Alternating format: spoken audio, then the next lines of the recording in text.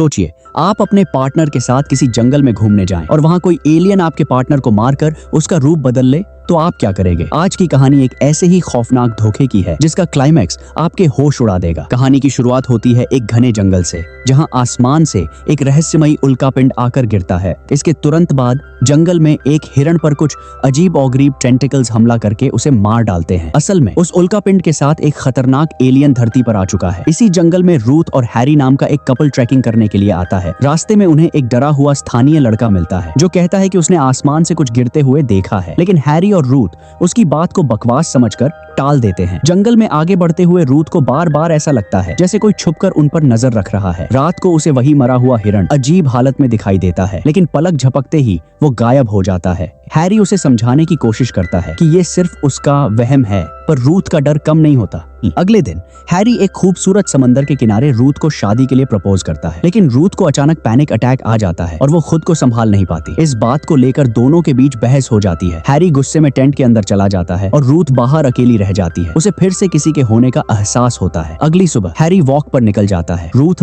अपने डॉक्टर को फोन करने की कोशिश करती है, पर जंगल में नेटवर्क नहीं था। नेटवर्क ढूंढते हुए उसे वही हिरण मिलता है जिसके मुंह से कोई काली चीज निकल रही थी। हैरी वहां आकर कहता है कि यह हिरण किसी बीमारी से मरा है और यहाँ कोई खतरा नहीं है। कुछ देर बाद रूथ को जंगल में एक अजीब सी गुफा दिखती है जिससे एक रहस्यमयी ताकत उसे अपनी तरफ खींच रही हो। रूथ जैसे ही गुफा के अंदर जाती है, उसे नीले रंग का एक चमकता हुआ लिक्विड दिखता है और अचानक उसकी एक जोरदार चीख निकलती है। काफी देर तक जब रूथ वापस नहीं आती तो हैरी उसे ढूंढते हुए गुफा के पास पहुंचता है। रूथ बाहर तो आ जाती है, लेकिन वो किसी रोबोट की तरह अजीब और एकदम शांत बर्ताव कर रही थी। रात को रूथ अचानक कैंप से गायब हो जाती है। हैरी घबराकर उसे ढूंढता है तो रूथ के हाथ में चाकू था। वो कहती है कि वो जानवरों की आवाजों से खुद को बचा रही थी। हैरी को अजीब लगता है, पर वो उसे वापस ले आता है। अगली सुबह रूथ बिल्कुल बदली हुई थी। वो हैरी से माफी मांगती है और कहती है कि वो शादी के प्रपोजल के लिए तैयार है। जब दोनों दोबारा पहाड़ी पर जाते हैं तो रूथ अचानक हैरी को पहाड़ी से नीचे धक्का दे देती है। हैरी सीधे नीचे पानी में पत्थरों पर गिरता है और ऐसा लगता है कि वो मर चुका है। रूथ वहां से भागती है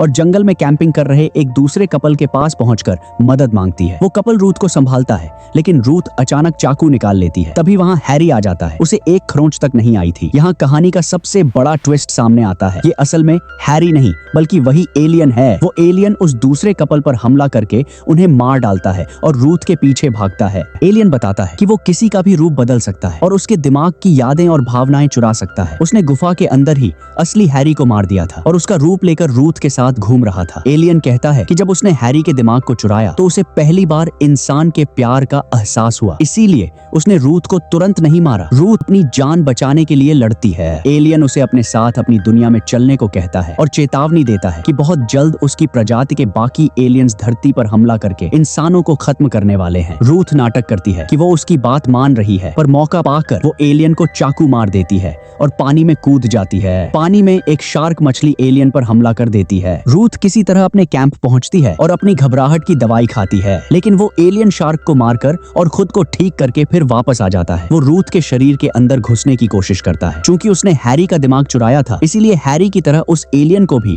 अब पैनिक अटैक और एंजाइटी होने लगती है। इसी का फायदा उठाकर रूथ एक बड़ा सा पत्थर उठाती है और एलियन के सिर पर दे मारती है। वो उसका सिर बुरी तरह कुचल देती है और वहां से कार लेकर भाग जाती है। खौफनाक अंत रूथ कार चलाकर हाईवे पर पहुंचती है और राहत की सांस लेती है, लेकिन तभी कार के रेडियो से रूथ की ही आवाज आती है। असल में एलियन फिर से ठीक हो चुका था और अब उसने रूथ का ही रूप ले लिया था। वो रेडियो पर रूथ को डराते हुए कहता है कि वो उसका पीछा कभी नहीं छोड़ेगा। मूवी के पोस्ट क्रेडिट सीन में दिखाया जाता है कि आसमान से एक साथ कई सारे एलियन जहाज उसी जंगल में आकर गिर रहे हैं, यानी एलियंस की सेना धरती पर कब्जा करने आ चुकी है और अब इंसानों का बचना नामुमकिन है। इसी खौफनाक मोड़ पर यह फिल्म खत्म हो जाती है।